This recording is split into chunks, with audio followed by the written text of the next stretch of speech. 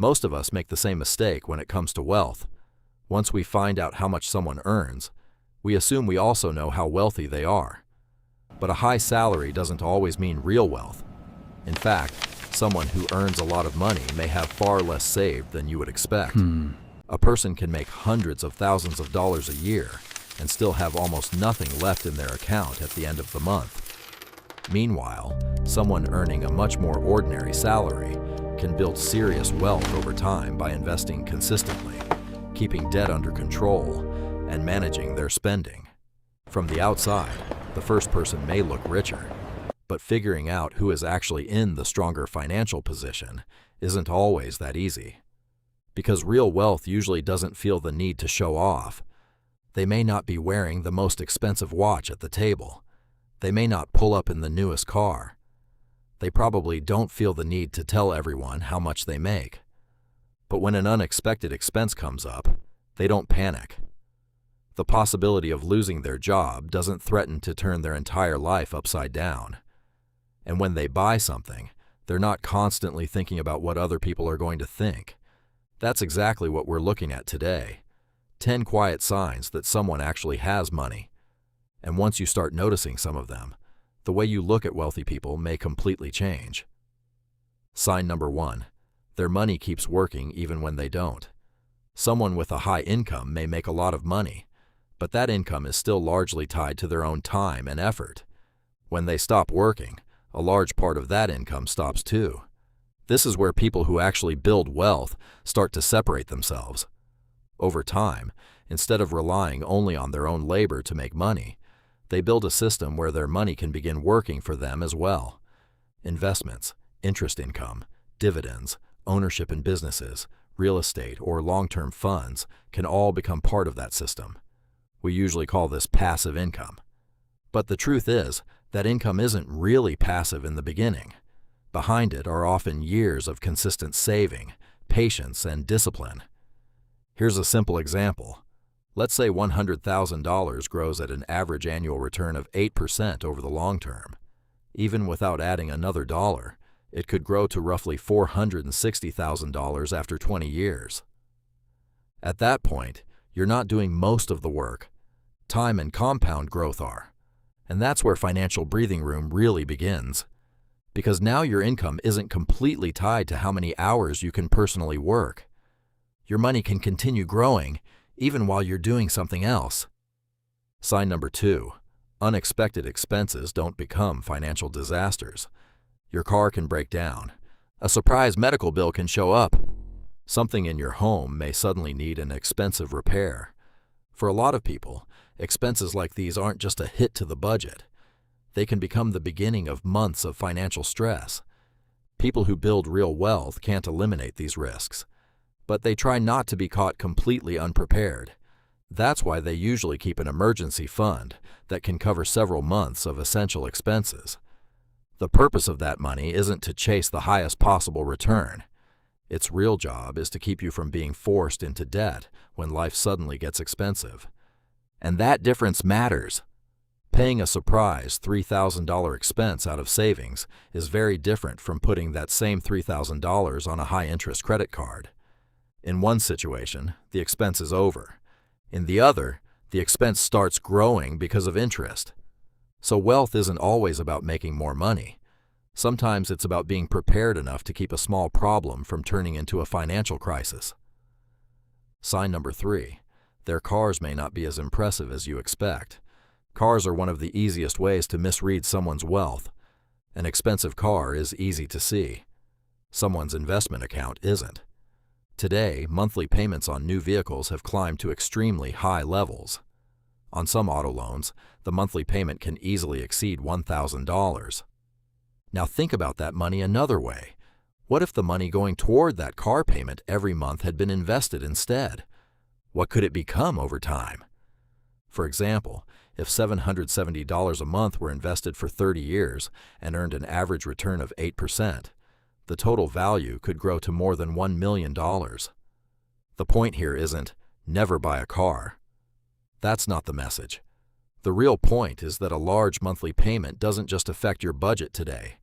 It also reduces the amount of money you could be putting toward assets that might grow in the future. That's why many genuinely wealthy people choose reliable cars they can keep for years, instead of constantly upgrading to something flashy. And whenever possible, they prefer cars without a payment attached to them. From the outside, they may look completely ordinary. Their financial situation often isn't. Sign number 4. They use credit cards as a tool, not as a way to borrow. Using a credit card isn't something wealthy people necessarily avoid. In fact, they may use them regularly for rewards, convenience, and security. But there's an important difference. When the statement arrives, they pay it off. Because trying to build wealth while paying interest rates above 20% is incredibly difficult. For example, a $5,000 credit card balance can cost more than $1,000 a year in interest at high rates. And that extra money doesn't buy you another asset. It doesn't generate income. It doesn't grow for you in the future. It simply makes something you already bought more expensive. People who are serious about building wealth generally want to avoid being the person paying interest whenever possible. They would much rather be on the side where interest is working for them. It may seem like a small habit. Over the course of years, it can make an enormous difference. Sign number 5. They're comfortable saying no. This may be one of the easiest signs on this list to overlook. Your friends plan an expensive vacation. Everyone at work orders lunch. A new phone comes out. A new car model gets released. Someone tells you it's a deal you're going to regret missing. A financially strong person may have a very simple response. It's not for me. And they don't feel the need to justify it. Because building wealth depends on creating a gap between what you earn and what you spend. And if you want to protect that gap, you can't say yes to everything. These people don't behave this way because they hate spending money. They simply get better at separating the things that genuinely improve their lives from the things they're buying, mostly to impress other people. The less you feel the need to look wealthy to everyone else, the more room you create to actually become wealthy. Sign number 6. They buy time instead of things. This is one of the most misunderstood parts of wealth. At a certain point, the greatest value of money isn't a bigger television, a more expensive watch, or a more luxurious car. The real value is having options, being able to leave a job you hate, being able to show up for an important moment in your child's life, being able to take a day off without your entire financial life falling apart, not being trapped by a terrible boss, a bad client, or a deal that isn't right for you. Financial freedom often shows up less in what you're able to buy and more in what you're no longer forced to accept. Maybe the greatest luxury money can buy isn't more stuff. Maybe it's having more control over your own time. Sign number 7. Their money already has a job before it hits their account. Most people manage money like this. The paycheck comes in. The bills get paid. The rest gets spent. And if anything happens to be left at the end of the month, they save it. The problem is that most months, there isn't much left. People who build wealth reverse that order. As soon as the money comes in, a certain portion automatically goes towards savings, investments, or retirement accounts. Then they live on what remains. In other words, instead of relying on willpower every single month, they build a system in advance. That matters because income alone doesn't guarantee financial success. Someone earning $60,000 a year and consistently investing 20% of that income can build a significant portfolio over time. Meanwhile, someone making $150,000 a year but spending almost everything they earn can still end up far behind in the long run. The lesson is simple. How much you earn matters.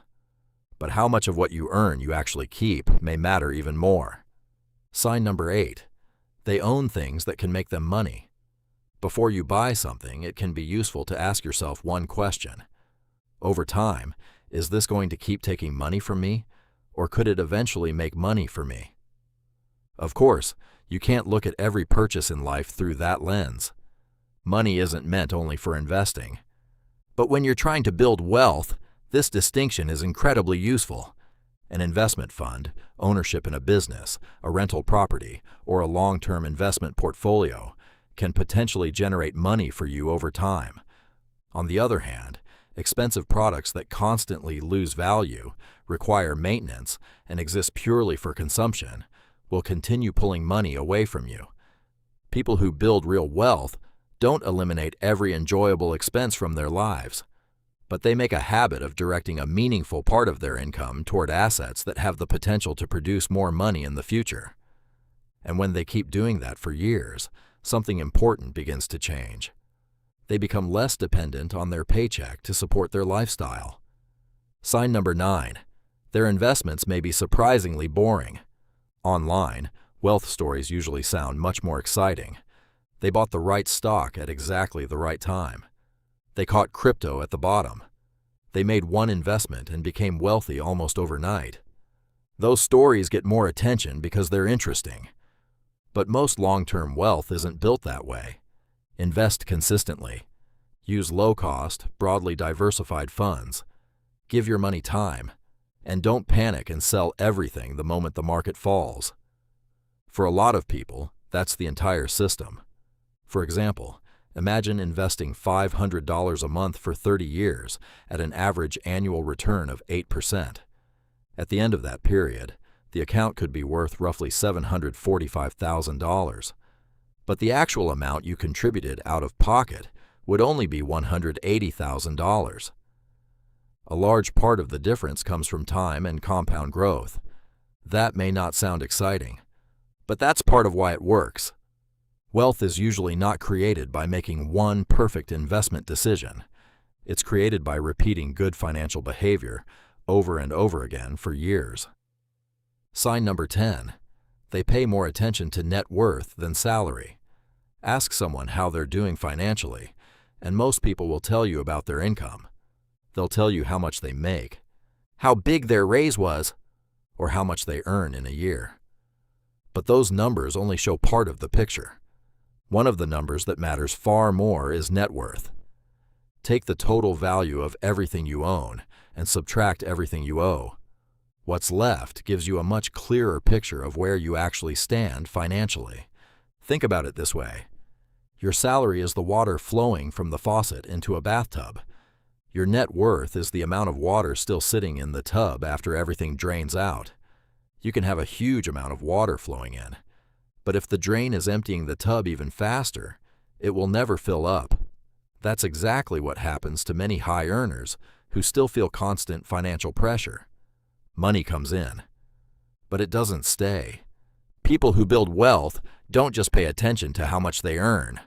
They pay attention to whether their net worth is moving in the right direction over time. Their main question isn't, how much did I make this month? It's, am I financially stronger than I was a year ago? Now, think again about that calm person we talked about at the beginning of the video. They're not flashy. They don't constantly talk about their salary. Their car may not turn heads. An unexpected bill doesn't destroy their entire financial plan. They don't live with ongoing credit card debt. They can comfortably say no when they need to. Their investments continue automatically. And even while they sleep, part of their money keeps working for them. From the outside, they may look completely ordinary, but that calm you're seeing is often the result of years of consistently making smart financial decisions. And if there's only one thing you remember from this video, let it be this. Real wealth isn't about how much money hits your account. It's about how much of that money stays with you, grows over time, and eventually gives you more choices. Making more money can absolutely make life easier. But if your lifestyle grows just as quickly as your income, a bigger paycheck may not move you forward nearly as much as you think. You earn more. You spend more. And a few years later, you may find yourself in exactly the same financial position, just living a more expensive life. The good news is that you don't need an enormous income to start changing that pattern. Start by actually knowing where your money is going. Reduce high-interest debt, build even a small emergency fund, and make investing something that happens automatically instead of something you have to decide to do all over again every month.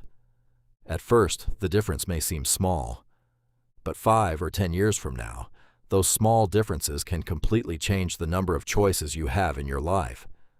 So ask yourself one question. Am I trying to look rich, or am I actually becoming financially stronger? You may not find the answer in the brand of car you drive, the size of your paycheck, or the clothes you wear. You'll find it in your debt.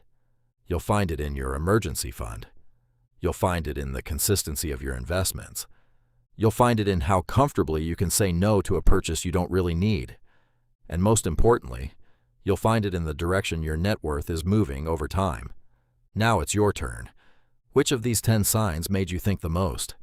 Maybe you've known someone who looked incredibly wealthy from the outside but was actually buried in debt. Or maybe you've seen the opposite. Someone who lived an incredibly ordinary life, only to find out later that they had quietly built serious wealth. Leave one thing in the comments. What habit do you think is the clearest sign of real wealth? I'm Tommy.